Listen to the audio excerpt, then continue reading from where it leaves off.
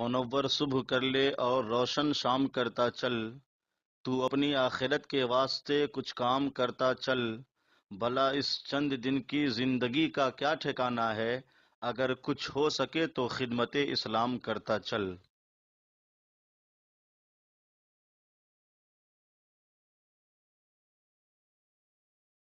سورۃ الاعراف کی آیت نمبر 189۔ سورہ اعراف کا 24واں رکوع آخری رکوع اور 90 پارے کا 14واں رکوع۔ اللہ رب العالمین نے ارشاد فرمایا، هو الذی خلقکم، وہی ہے جس نے تمہیں پیدا کیا، من نفس واحدہ، ایک جان سے، وجعل منہا زوجہا، اور اسی میں سے اس کا جوڑا بنایا، لیسکن الیہا، کہ اس سے چین پائے۔ حضرت اکرمہ رضی اللہ تعالیٰ عنہ کا قول ہے کہ اس آیت میں خطاب عام ہے، یہاں ہر ایک شخص مراد ہے۔ معنی یہ ہے کہ اللہ وہی ہے جس نے تم میں سے ہر ایک کو ایک جان سے، یعنی اس کے باپ سے پیدا کیا، اور اس کی جنس سے اس کی بیوی کو بنایا۔ پھر جب وہ دونوں جمع ہوئے اور حمل ظاہر ہوا، ان دونوں نے تندرست بچے کی دعا کی، اور ایسا بچہ ملنے پر ادائے شکر کا عہد کیا۔ پھر اللہ تعالیٰ نے انہیں ویسا ہی بچہ عنایت فرمایا۔ ان کی حالت یہ ہوئی، کبھی تو وہ اس بچے کو تباہی کی طرف نسبت کرتے ہیں، جیسے دہریوں کا حال ہے، جو سب کچھ نیچر کو سمجھتے ہیں اور کہتے ہیں کہ سب کچھ خود بخود ہو رہا ہے، یہ تو طبیعت کے تقاضے ہیں۔ اور کبھی ستاروں کی طرف، جیسا کواکب پرستوں کا طریقہ ہے، وہ خدا کو نہیں مانتے، وہ کہتے ہیں کہ بچہ ستارے نے دیا۔ کبھی بتوں کی طرف، جیسا بت پرستوں کا دستور ہے کہ وہ یہ نہیں سمجھتے کہ اللہ نے بیٹا دیا، بلکہ وہ تصور کرتے ہیں کہ فلاں بت نے ہمیں دیا، اللہ نہ چاہے پھر بھی ہمارے بت یہ کام کر سکتے ہیں۔ اللہ تعالیٰ نے فرمایا کہ وہ ان کے اس شرک سے برتر ہے۔ هو الذی خلقکم من نفس واحدہ، وہی ہے جس نے تمہیں ایک جان سے پیدا کیا، یعنی انسان کو اس کے باپ سے پیدا کیا۔ وجعل منہا زوجہا، اور اسی میں سے اس کا جوڑا بنایا، یعنی اس کے باپ کی جنس سے اس کی بیوی بنائی۔ جیسا کہ آپ سن چکے کہ یہاں مراد ہر مرد اور ہر عورت ہے۔ لیسکن الیہا، تاکہ وہ اس سے چین پائے۔ میاں بیوی کے جو تعلقات ہیں اور جس سے گھر آباد ہوتا ہے، اس سے اللہ تعالی نے چین اور سکون عطا فرمایا۔ آج گھروں میں چین اور سکون نہیں، اس کی ایک بہت بڑی وجہ یہ ہے کہ ہم اللہ تبارک و تعالی کے نافرمان ہو گئے، جس سے چین و سکون برباد ہو گیا۔ فلما تغشاها حملت حملا خفیفا فمرت به۔ اعلی حضرت امام اہل سنت امام احمد رضا علیہ رحمہ ترجمہ کنز ایمان میں اس طرح فرماتے ہیں، پھر جب مرد اس پر چھایا، اسے ایک ہلکا سا پیٹ رہ گیا تو اسے لیے پھرا کی، یعنی جب آپس میں قربت ہوئی اور عورت حاملہ ہو گئی، پھر وہ اس حمل کو لے کر پھرنے لگی۔ فلما اثقلت، پھر جب بوجھل پڑی، جب یہ حمل کچھ بڑھا اور عورت کے بوجھ میں اضافہ ہوا، دعوا اللہ ربہما، ان دونوں نے اپنے رب اللہ سے دعا کی، لئن آتیتنا صالحا، ضرور اگر تو ہمیں جیسا چاہیے بچہ دے گا، لنکونن من الشاکرین، تو بے شک ہم شکر گزار ہوں گے، یعنی ہمارا بچہ اگر تندرست ہوا، صحیح سلامت ہوا تو ہم شکر کریں گے۔ فلما آتاہما صالحا، پھر جب اس نے انہیں جیسا چاہیے تھا بچہ عطا فرمایا، تندرست صحیح سلامت بچہ دیا، جعلا لہ شرکاء فیما آتاہما، انہوں نے اس کی عطا میں اس کے شریک ٹھہرائے۔ کوئی کہنے لگا یہ بچہ اللہ نے نہیں دیا، ستاروں نے دیا ہے۔ کوئی کہنے لگا یہ بچہ اللہ تعالیٰ نے نہیں دیا، بلکہ یہ تو فطرتی ایک نظام ہے اور یہ خود بخود ہو رہا ہے۔ کسی نے کہا کہ یہ بچہ اللہ نے نہیں دیا بلکہ فلاں بت نے دیا۔ فتعالی اللہ عما یشرکون، تو اللہ کو برتری ہے ان کی شرک سے، اللہ تبارک و تعالی ان کے شرک سے پاک ہے۔ یہاں پر ایک بات اچھی طرح سمجھ لیں، ایک یہ عقیدہ ہوتا ہے کہ فلاں خدا ہے اور اس نے یہ بچہ دیا ہے اور اس میں اللہ کا کوئی دخل نہیں ہے، نعوذ باللہ من ذالک، یہ عقیدہ مشرکوں کا ہے۔ اور ایک عقیدہ یہ ہوتا ہے کہ بچہ اللہ ہی نے دیا ہے، لیکن نبی اکرم صلی اللہ علیہ وآلہ وسلم کے طفیل عطا فرمایا، فلاں بزرگ کی دعا اللہ تعالیٰ نے قبول فرمائی اور اس دعا کے صدقے میں دیا، اس عقیدے میں کوئی حرج نہیں ہے۔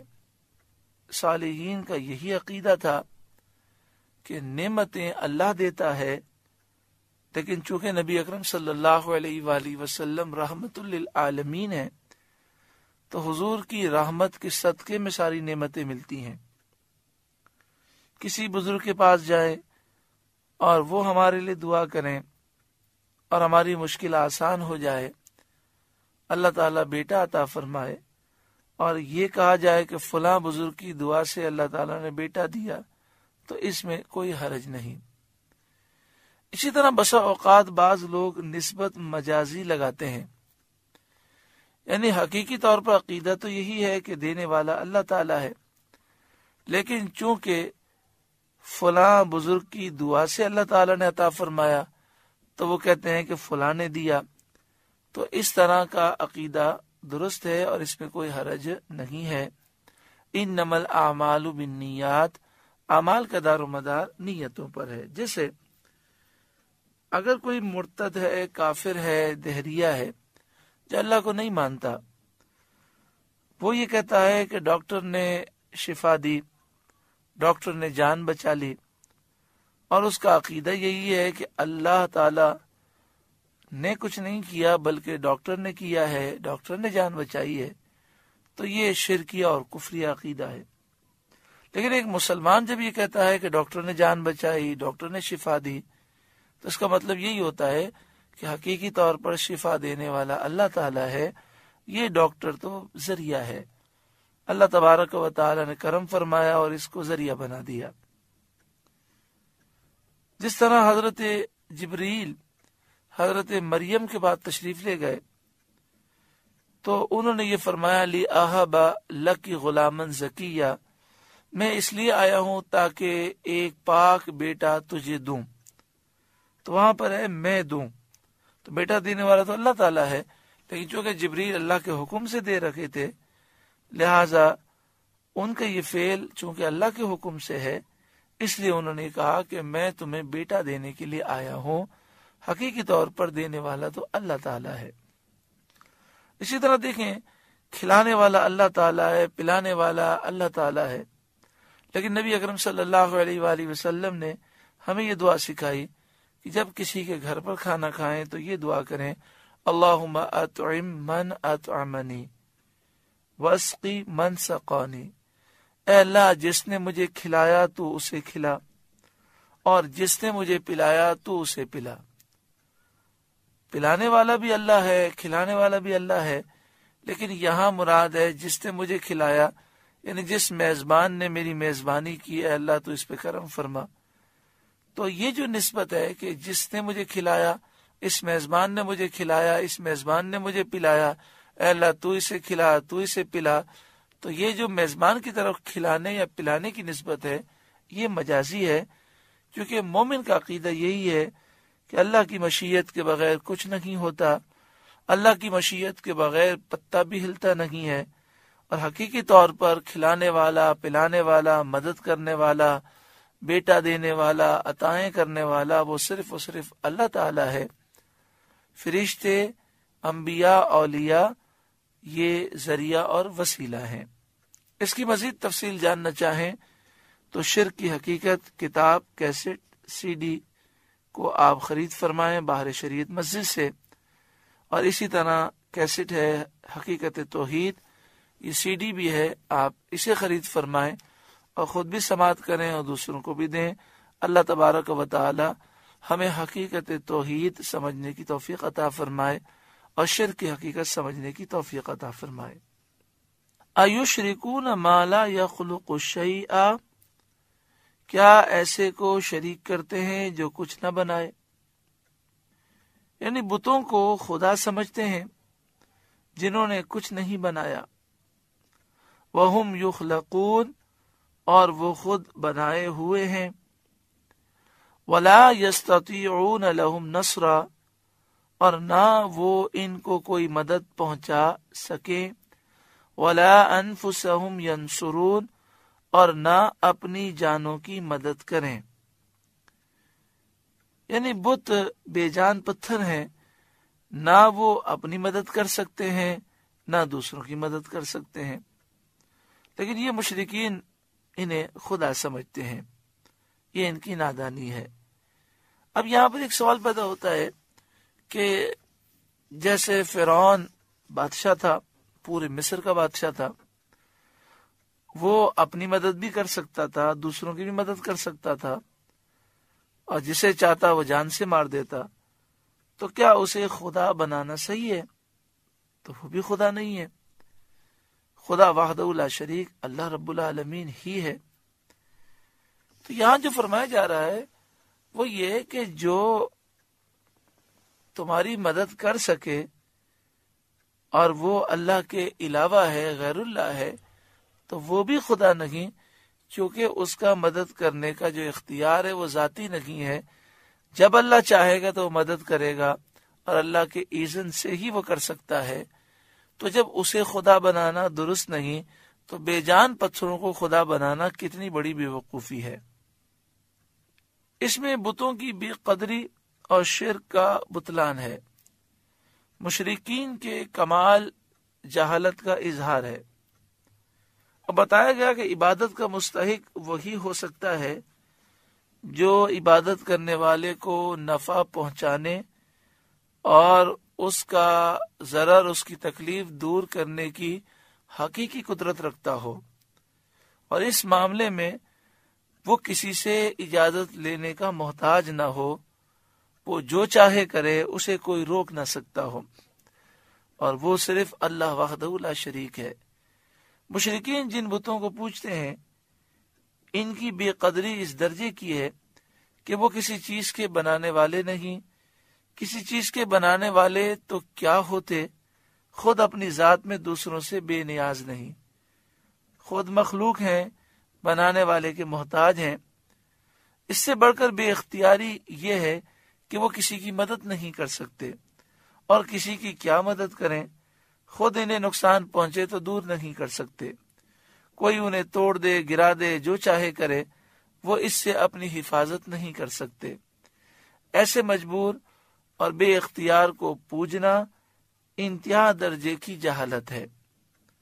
اب یہاں پر جو بدعقیدہ لوگ ہیں وہ یہ کرتے ہیں کہ ان آیتوں کو مسلمانوں پہ چسپا کرتے ہیں، اللہ کے نیک بندوں پہ چسپا کرتے ہیں، اور یہ طریقہ خارجیوں کا تھا، جنہوں نے اسی طرح قرآن کی آیات کا غلط مطلب لے کر حضرت علی کو، حضرت امیر معاویہ کو اور دیگر صحابہ کرام کو مشرک کہا اور نعوذ باللہ من ذالک جہنمی کہا، نعوذ باللہ من ذالک، حالانکہ وہ خود اسلام سے دور تھے۔ پہلی بات تو یہ ہے کہ یہاں شرک کی مذمت ہے، پوجنے کی مذمت ہے۔ کوئی بھی مسلمان کسی نیک بندے کو نہ پوجتا ہے، نہ وہ اللہ تعالیٰ کی ذات میں اسے شریک کرتا ہے۔ ہر مسلمان کا یہ عقیدہ ہے کہ اللہ کے سوا کوئی معبود نہیں، الہ نہیں، خدا نہیں، اللہ کا کوئی بیٹا نہیں، اللہ کی کوئی بیٹی نہیں، اللہ کی کوئی بیوی نہیں، اللہ کے سوا کسی کی عبادت ہو نہیں سکتی، اور اللہ کے اذن کے بغیر، اس کی مشیت کے بغیر پتہ بھی نہیں ہل سکتا۔ جب یہ عقیدہ موجود ہے تو اس کا شرک سے کوئی تعلق نہیں ہے۔ دوسری بات یہ کہ جو مومنین اختیار مانتے ہیں کہ فرشتوں کی یہ اختیارات ہیں، انبیاء اور اولیاء کو اللہ نے یہ اختیارات دیے ہیں، تو وہ یہ عقیدہ رکھتے ہیں کہ فرشتے، انبیاء اور اولیاء اللہ کے بندے ہیں، خدا نہیں ہیں، وہ معبود نہیں ہیں، الہ نہیں ہیں۔ دوسری بات وہ یہ عقیدہ رکھتے ہیں کہ یہ طاقتیں اللہ کی دی ہوئی ہیں، اور یہ باذن اللہ طاقت ہے، ان کی ذاتی نہیں ہے، اللہ کی مشیت کے بغیر پتہ نہیں ہل سکتا۔ تو جب اتنا بڑا فرق ہے،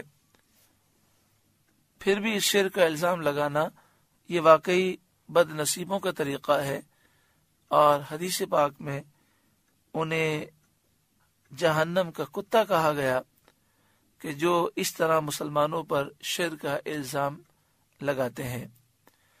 اللہ تبارک و تعالی ہر ایک پر کرم فرمائے۔ صحابہ کرام خارجیوں کو بدترین مخلوق تصور کرتے تھے، اس کی وجہ یہ تھی کہ وہ مسلمانوں پر شرک کا الزام لگاتے تھے، اور بتوں والی آیتیں مسلمانوں پر وہ چسپا کرتے تھے، اولیاء پر چسپا کرتے تھے۔ وَإِن تَدْعُوهُمْ إِلَى الْهُدَى لَا يَتَّبِعُوكُمْ، اور اگر تم انہیں ہدایت کی طرف بلاؤ تو تمہارے پیچھے نہ آئیں۔ آپ دیکھیں اس آیت سے معلوم ہوا کہ یہاں بت مراد ہیں، کیونکہ انبیاء، اولیاء اور فرشتے تو خود ہدایت کی طرف بلانے والے ہیں۔ اگر تم انہیں یعنی بتوں کو ہدایت کی طرف بلاؤ تو تمہارے پیچھے نہ آئیں، کیونکہ نہ وہ سن سکتے ہیں نہ سمجھ سکتے ہیں۔ سواء علیکم ادعوتموہم ام انتم صامتون، تم پر ایک سا ہے، چاہے انہیں پکارو یا چپ رہو، ہر صورت میں وہ عاجز ہیں۔ ایسے کو پوجنا، خدا سمجھنا، معبود سمجھنا بہت بڑی نادانی ہے، بلکہ یہ بت تو انسان سے بھی کم تر ہیں۔ ایسے کو پوجنا اور معبود بنانا بڑی بے عقلی ہے۔ ان الذین تدعون من دون اللہ عباد امثالکم، بے شک وہ جن کو تم اللہ کے سوا پوجتے ہو تمہاری طرح بندے ہیں، یعنی وہ اللہ کے مملوک ہیں، مخلوق ہیں۔ عباد امثالکم سے مراد یہ ہے کہ وہ خدا نہیں ہیں بلکہ اللہ کی مخلوق ہیں، کسی طرح پوجنے کے قابل نہیں، اس پر بھی تم انہیں معبود کہتے ہو۔ واقعی تمہاری عقلیں بہت زیادہ گمراہی میں ہیں۔ فَادْعُوهُمْ، تو انہیں پکارو، فَلْيَسْتَجِيبُوا لَكُمْ إِن كُنتُمْ صَادِقِينَ، پھر وہ تمہیں جواب دیں اگر تم سچے ہو۔ أَلَهُمْ أَرْجُلٌ يَمْشُونَ بِهَا، کیا ان کے پاؤں ہیں جن سے چلیں؟ بت کی جو شکل بنائی جاتی ہے اس میں اس کے پاؤں بنائے جاتے ہیں، لیکن وہ پاؤں ایسے نہیں ہیں جس سے وہ چل سکیں۔ ام لہم ایدی یبطشون بہا، یا ان کے ہاتھ ہیں جن سے وہ پکڑیں۔ ام لہم اعین یبصرون بہا، یا ان کی آنکھیں ہیں جن سے دیکھیں۔ ام لہم آذان یسمعون بہا، یا ان کے کان ہیں جن سے سنیں۔ بتوں کی آنکھیں بھی بنائی جاتی ہیں، کان بھی بنائے جاتے ہیں، ہاتھ اور پاؤں بھی بنائے جاتے ہیں، لیکن نہ ان ہاتھوں سے وہ پکڑ سکتے ہیں، نہ پاؤں سے چل سکتے ہیں، نہ آنکھوں سے دیکھ سکتے ہیں، نہ کانوں سے سن سکتے ہیں۔ قُلِ ادْعُوا شُرَكَاءَكُمْ، آپ فرمائیے کہ اپنے شریکوں کو پکارو، اپنے جھوٹے خداؤں کو بلاؤ، ثُمَّ كِيدُونِ، پھر مجھ پر داؤ چلو، مکر و فریب کرو، فَلَا تُنظِرُونِ، اور مجھے مہلت نہ دو۔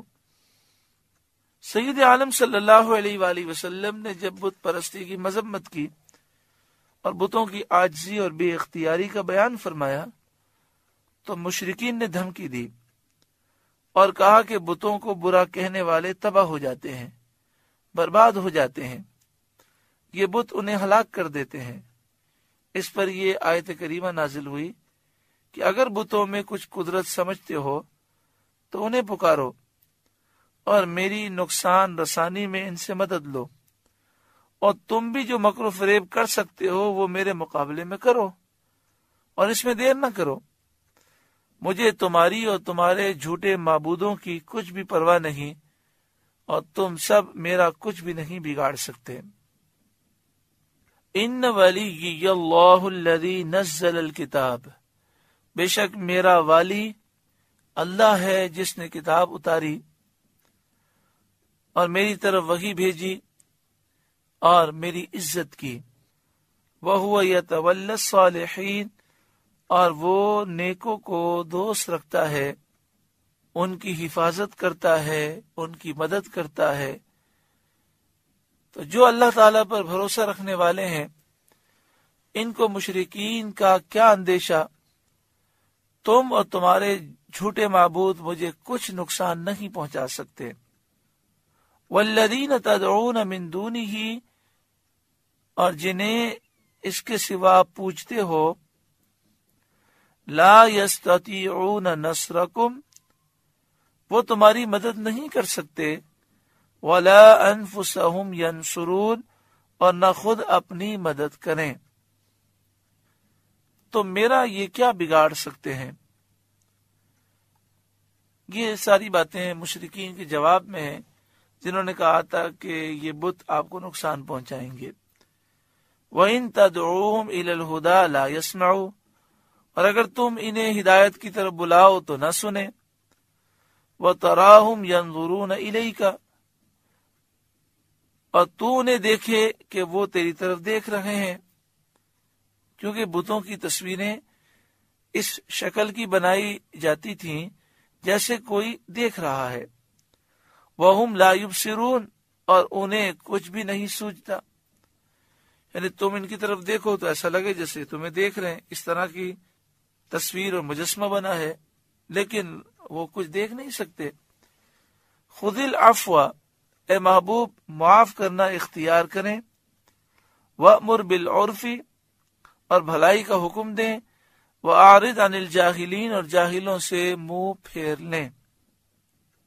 وَإِمَّا يَنزَغَنَّكَ مِنَ الشَّيْطَانِ نَزْغٌ فَاسْتَعِذْ بِاللَّهِ، اور اے سننے والے اگر شیطان تجھے کوئی وسوسہ دے تو اللہ کی پناہ مانگ، انہو سمیع علیم، بے شک وہی سننے والا جاننے والا ہے۔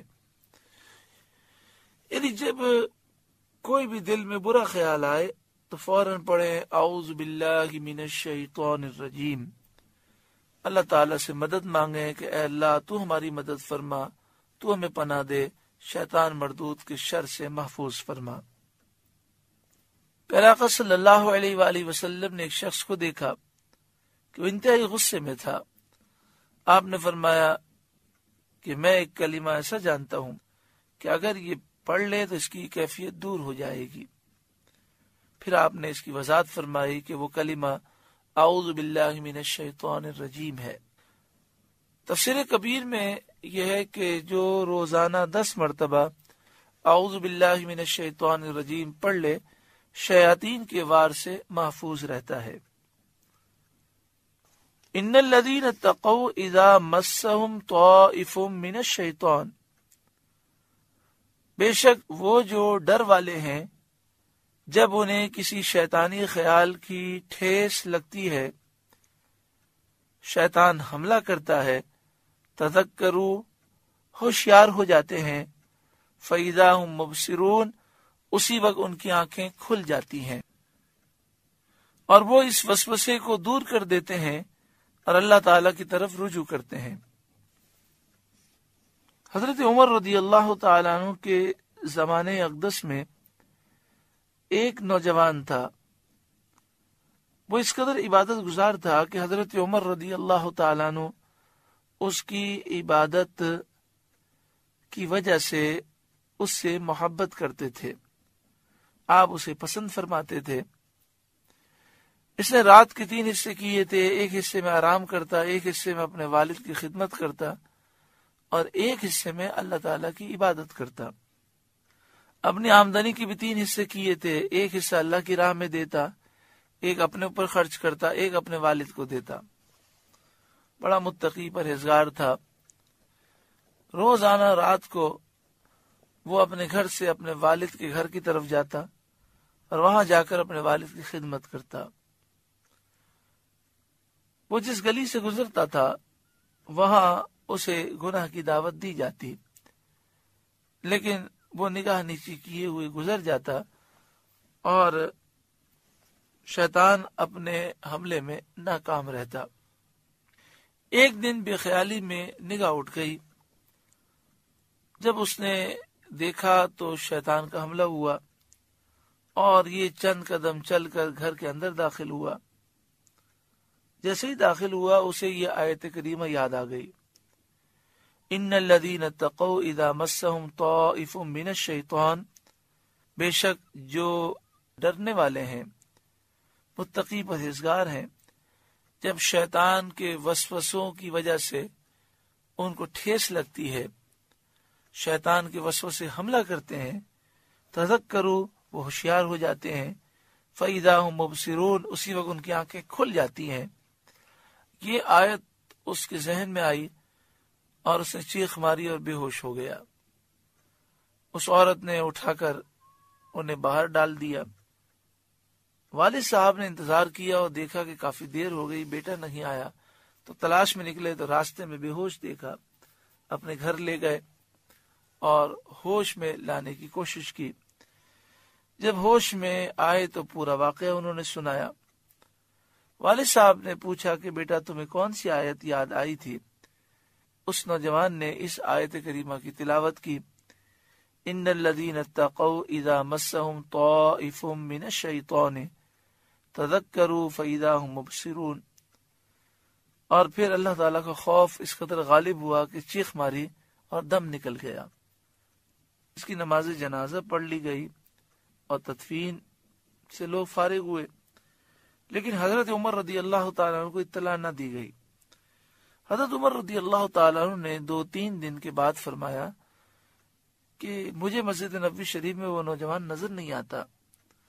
لوگوں نے بتایا کہ اس کا تو اس طرح انتقال ہوا، تو آپ اس کے گھر پہ تشریف لے گئے۔ اس کے والد نے پورا واقعہ سنایا تو حضرت عمر رضی اللہ تعالیٰ عنہ نے فرمایا کہ یہ تو اللہ کا خوف رکھنے والا شخص تھا اور خوف خدا سے اس کا انتقال ہوا، مجھے اس کی قبر پہ لے چلیں۔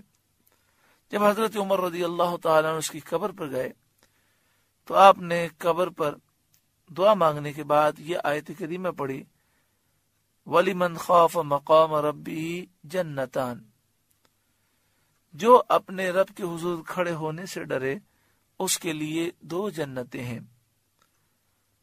وَلِمَنْ خَافَ مَقَامَ رَبِّهِ جَنَّتَانِ، جب آپ نے یہ آیت کریمہ کی تلاوت فرمائی تو قبر سے آواز آئی کہ یا امیر المومنین، اللہ نے کرم فرمایا اور مجھے 2 جنتیں عطا فرمائی۔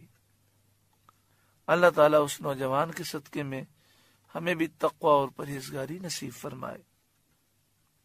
وَإِخْوَانُهُمْ يَمُدُّونَهُمْ فِي الْغَيِّ، اور وہ جو شیطانوں کے بھائی ہیں، شیطان انہیں گمراہی میں کھینچتے ہیں۔ ثُمَّ لَا يُقْصِرُونَ، پھر کمی وہ نہیں کرتے۔ یہاں شیطانوں کے بھائی سے مراد کفار ہیں. کفار شیاطین کے بھائی ہیں. انہیں شیاطین گمراہی میں کھینچتے ہیں. یعنی کفار تو ویسے ہی گمراہ ہیں، لیکن شیاطین انہیں اور مزید گمراہی میں اور تباہی میں لے جاتے ہیں. وَإِذَا لَمْ تَأْتِهِمْ بِآيَةٍ، اور اے محبوب جب آپ ان کے پاس کوئی آیت نہ لائیں، قالوا، تو وہ کہتے ہیں لَوْ لَجْتَبَيْتَهَا، آپ نے دل سے کیوں نہ بنا لی. آیات کا نزول ہو تب بھی وہ اعتراض کرتے ہیں. کچھ دنوں کے لیے وحی کا سلسلہ، قرآن کے نزول کا سلسلہ موقوف ہو تب بھی وہ اعتراض کرتے ہیں. کہتے ہیں جب قرآن نازل نہیں ہوا تو خود اپنے جی سے بنا لیتے. قل، اے محبوب آپ فرمائیے، انما اتبع ما یوحى الی من ربی، میں تو اسی کی پیروی کرتا ہوں جو میری طرف میرے رب سے وحی ہوتی ہے. ھذا بصائر من ربکم، یہ تمہارے رب کی طرف سے آنکھیں کھولنا ہے. بصائر ان چیزوں کو کہتے ہیں جو آنکھیں کھول دیتی ہیں اور انسان کی غفلت کو دور کر دیتی ہیں. ھذا بصائر من ربکم، یہ تمہارے رب کی طرف سے آنکھیں کھولنے والی آیات ہیں. وہدن، اور ہدایت ہے. ورحمۃ لقوم یؤمنون، اور رحمت ہے مسلمانوں کے لیے، اس قوم کے لیے جو ایمان رکھتی ہے. وَإِذَا قُرِئَ الْقُرْآنُ فَاسْتَمِعُوا لَهُ، اور جب قرآن پڑھا جائے تو اسے کان لگا کر سنو. وَأَنصِتُوا، اور خاموش رہو. لَعَلَّكُمْ تُرْحَمُونَ، کہ تم پر رحم ہو. جب بھی قرآن مجید فرقان حمید کی تلاوت ہو تو اسے خاموش رہ کر غور سے سننا ضروری ہے.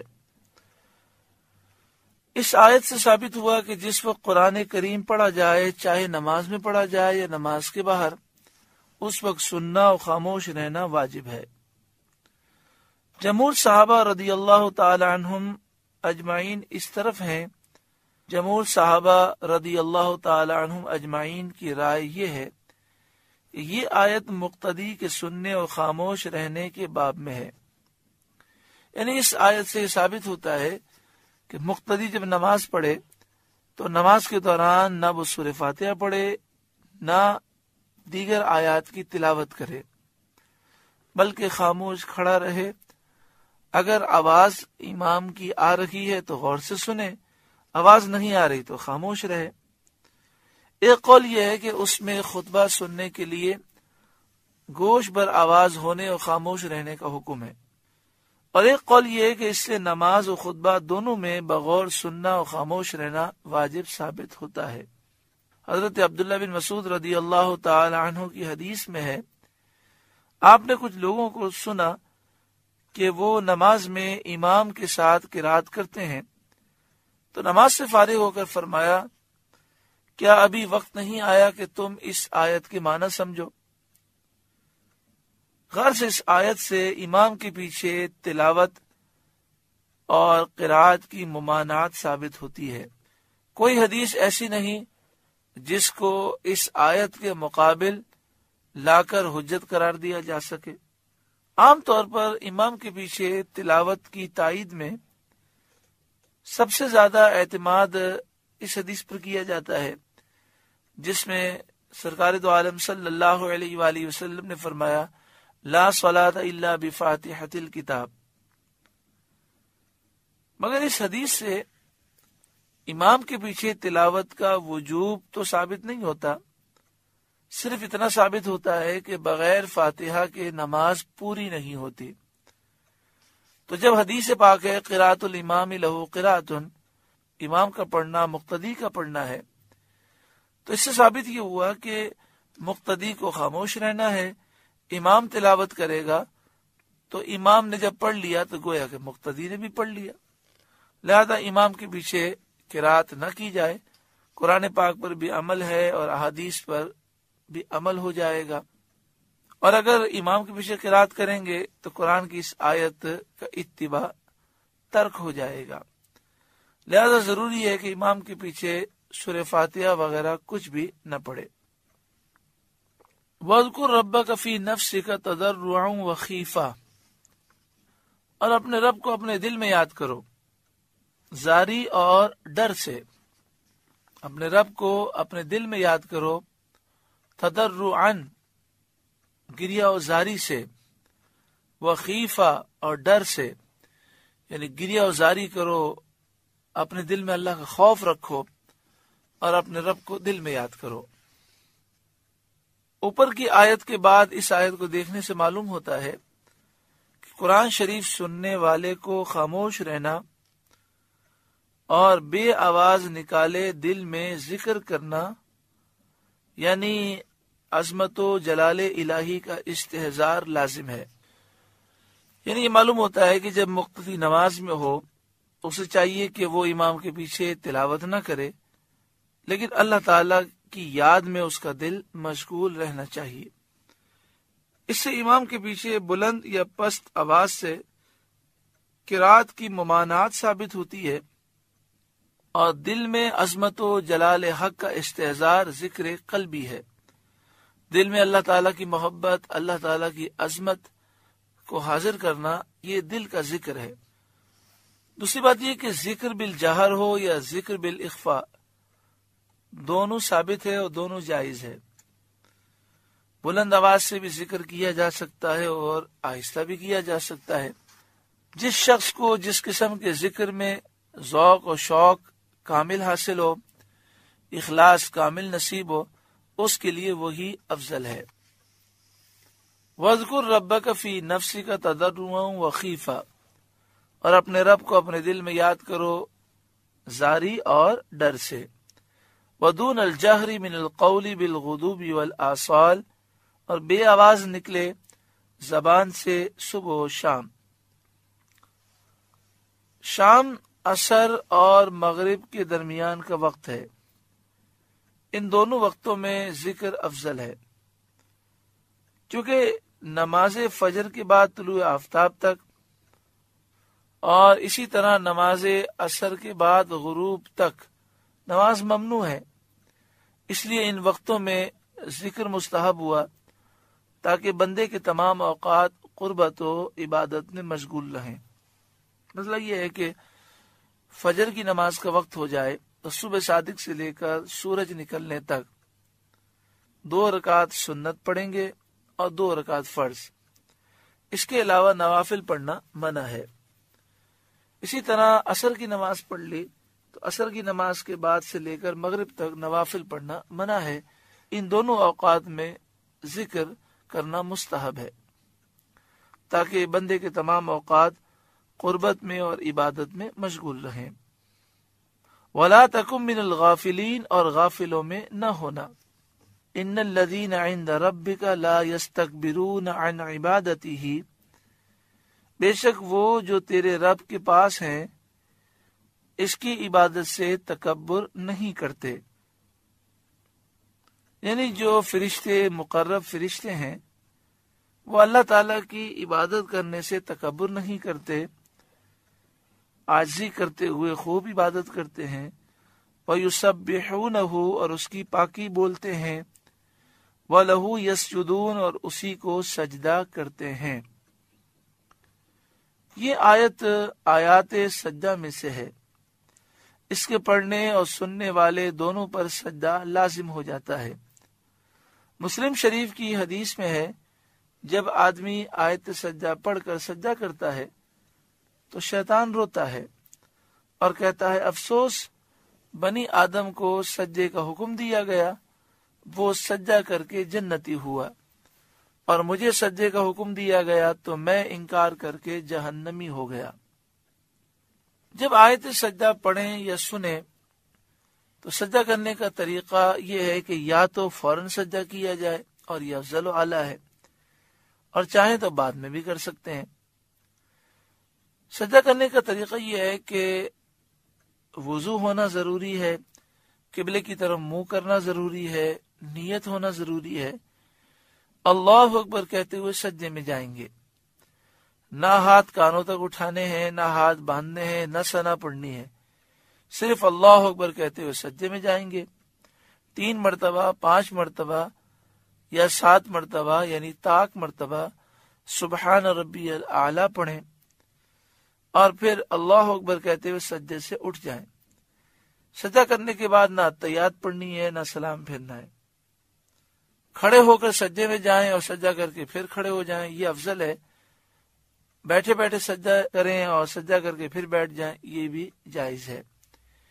ایک سے زائد اگر سجدے کرنے ہوں، مثلا کسی کو 3 سجدے کرنے ہیں تو کھڑے ہو کر سجدے میں جائے، پھر سجدہ کر کے کھڑا ہو جائے، پھر دوبارہ سجدے میں جائے، پھر سجدہ کر کے کھڑا ہو جائے، اس طرح 3 سجدے کر لے۔ اور یہ بھی ہو سکتا ہے کہ بیٹھے بیٹھے سجدہ کرے، سجدہ کر کے دوبارہ بیٹھ جائے، پھر دوبارہ سجدہ کرے، سجدہ کر کے بیٹھ جائے، تو یہ دونوں طریقے درست ہیں۔ لیکن یہ مسئلہ یاد رکھیے گا کہ جو ریکارڈنگ ہوتی ہے تو ریکارڈنگ سننے سے سجدہ لازم نہیں ہوتا۔ اللہ تبارک و تعالی ہم پر خاص فضل و کرم فرمائے۔ سورہ اعراف مکمل ہوئی، اس کا 24واں رکوع مکمل ہوا۔